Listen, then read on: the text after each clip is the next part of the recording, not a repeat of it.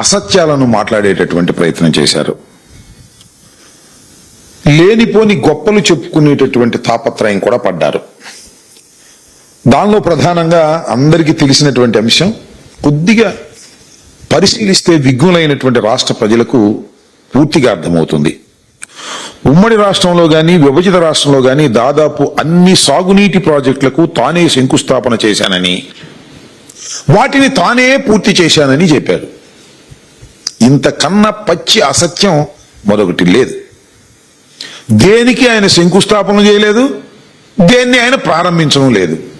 కానీ ఆయన అకౌంట్లో వేసుకునేటటువంటి ప్రయత్నం ఆయన చేశారు. ఒకటి, దాని గురించి వివరంగా మళ్ళా చెప్తాను. దేశంలో నదుల అనుసంధానంపై వాజ్పేయి ప్రధానిగా ఉన్నప్పుడు తాను ప్రస్తావనే ఒక కమిటీ వేశారని, దాని స్ఫూర్తితోనే నదుల అనుసంధాన ప్రక్రియ మొదలైందని చంద్రబాబు నాయుడు గారు చెప్పారు. ఎందుకంటే వాజ్పేయి గారు ఇప్పుడు బతికేరు కదా, అడగడానికి అవకాశం లేదు, చెప్పడానికి అవకాశం లేదు. కాబట్టి ఒక పచ్చి అసత్యాన్ని వాజ్పేయి గారి పేరు మీద ప్రచారం చేసుకునేటటువంటి కార్యక్రమం చేశారు. నేను ఈ సందర్భంగా గుర్తు చేస్తున్నా, చంద్రబాబు నాయుడు గారికి కూడా గుర్తు చేస్తున్నా, 1996 లోక్సభ ఎన్నికలకు, 1999 సార్వత్రిక ఎన్నికలకు ముందు ఆ పబ్బం గడుపుకోవాలనేటువంటి ఉద్దేశంతో అనేకమైన సాగునీటి ప్రాజెక్టులకు ఆయన పునాదులు వేశాడు. కేవలం ఎన్నికలకు ముందు పునాదులు వేయటం, ఎన్నికల తర్వాత దాన్ని మర్చిపోవటం. దీన్ని మీకు గుర్తుందో లేదో, దీనికి నిరసనగా రాజశేఖర రెడ్డి గారు 1999 నుంచి 2004 వరకు ప్రధాన ప్రతిపక్ష నాయకుడుగా ఉన్నటువంటి రాజశేఖర రెడ్డి గారు ఈయన ఎక్కడైతే శంకుస్థాపన చేశారో ఆ శంకుస్థాపన దగ్గరికి వెళ్లి వాటిని సందర్శించి అక్కడ మొక్కలు నాటే ప్రయత్నం చేశారు. అయ్యా చంద్రబాబు నాయుడు గారు, మీరు శంకుస్థాపనలు చేయటం తప్ప తట్టెడు మట్టి కూడా వేయలేదు, ₹1 కూడా ఖర్చు పెట్టలేదు.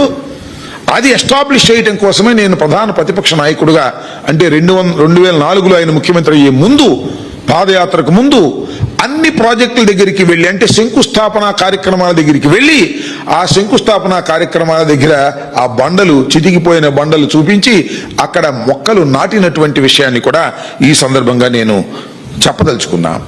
ఈ విధంగా చంద్రబాబు నాయుడు గారు అనేకమైనటువంటి కార్యక్రమాలను నేను చేశానని చెప్పుకునేటటువంటి ప్రయత్నం చేస్తున్నారు.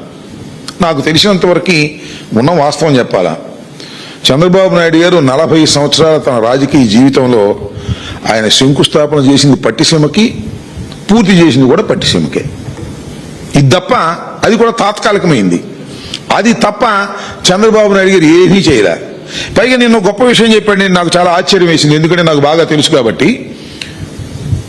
పోలవరాన్ని ప్రారంభించింది నేనే, పూర్తి చేసేది నేనే అనేటువంటి మాట మాట్లాడాడు. అసలు పోలవరాన్ని నువ్వెక్కడ ప్రారంభించావు అంటున్నా. రాజశేఖర రెడ్డి గారు ముఖ్యమంత్రిగా రాకముందు 9 సంవత్సరాల పాటు ఈ రాష్ట్రానికి ముఖ్యమంత్రిగా ఉన్నటువంటి నారా చంద్రబాబు నాయుడు గారు అసలు పోలవరం గురించి ఇప్పుడు ఆలోచించావా అని అడుగుతా ఉన్నా. పోలవరం గురించి అనేక సందర్భాల్లో, చివరికి ఇక్కడ మీకు ఒక మాట గుర్తు చేస్తా. స్వర్గీయ వడ్డే వీరభద్రరావు అని తెలుగుదేశం పార్టీకి చెందినటువంటి శాసనసభ్యుడే పనిచేశాడు. ఆయన ఇప్పుడు లేడు, చనిపోయాడు అనుకోండి. ఆయన పోలవరం గురించి ఇది చాలా ఇంపార్టెంట్ ప్రాజెక్టు, మీరు చెయ్యాలి అని పెద్ద ఎత్తున ఉద్యమం చేశాడు. సైకిల్ యాత్రతో ఢిల్లీ వెళ్ళాడు. చివరికి పోలవరం ప్రాజెక్టు సైట్ దగ్గరకు వచ్చి గుండు చేయించుకున్నాడు నిరసనగా. నేను అడుగుతా ఉన్నా, పోలవరం ప్రాజెక్టు ప్రారంభించింది నువ్వా? సిగ్గుందా అసలు నీకు?